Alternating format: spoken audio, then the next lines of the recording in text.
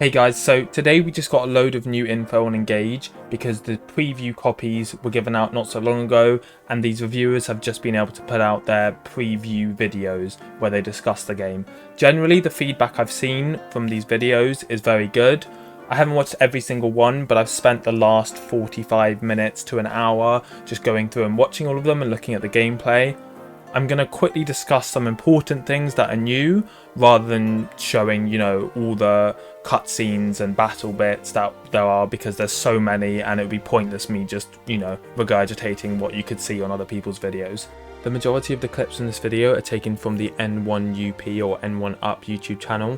They have a load of good clips on their website and YouTube channel, and I'll leave a link to the video and their website in the description. Make sure to check them out.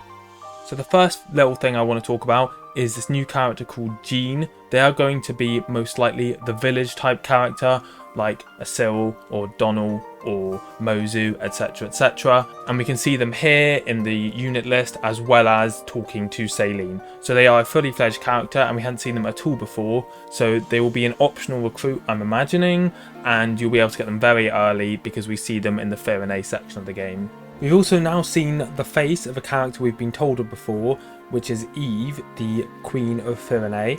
I like their design a lot. You can definitely see that they're related to Alfred and Saline. We've also seen some very important news, which is the ability to change what Somi is wearing, both on their head and their tail, and there's a load of new ones here. I think there's 5 each.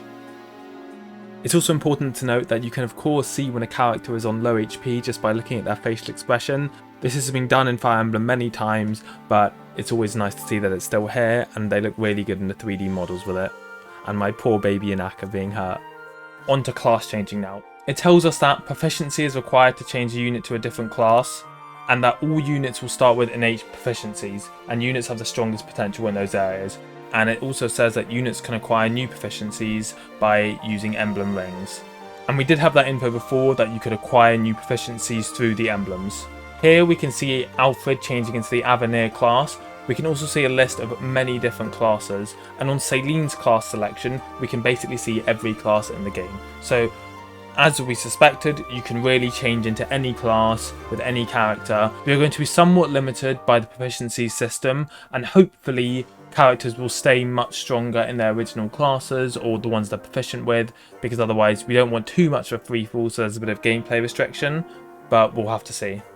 So in the Accessory Shop / boutique, we can see that each character has 3 outfits that they start with, a just normal costume for themselves, training wear and swimwear, and they will all have access to one of these, and they do have a little original look to them on each individual character.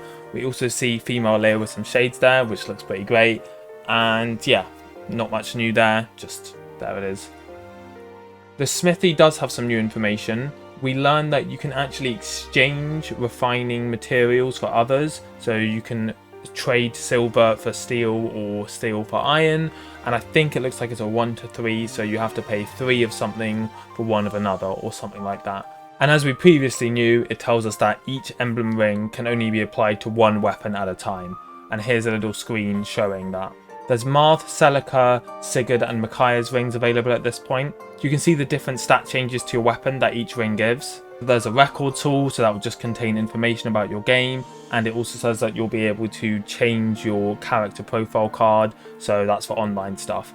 We also get to see the characters we have running along the bottom of the screen in the same style as Byleth in 3 Houses, which I really like, it's super cute.